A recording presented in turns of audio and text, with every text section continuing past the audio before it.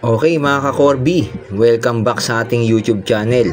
Ngayon ay meron tayong sasagutan mula sa comment ni @Misaki Potestad-D5i at ang kanyang tanong, paano kapag 1 and 2 bulb parallel controlled by SPST1 and bulb 3 and 4 series controlled by SPST2? Okay, dito sa ating diagram, itong bulb 1 and 2 connected in parallel, controlled by S1, 1 and 2. At ito namang bulb 3 and 4, connected in series, controlled by S1, 3 and 4.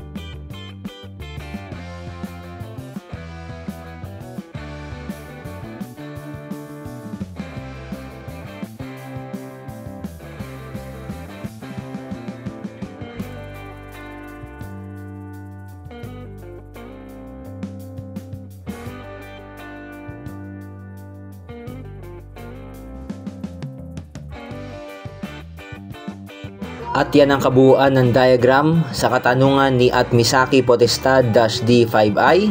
And that's all for today. Thanks for watching. See you on my next video. God bless. Thank you.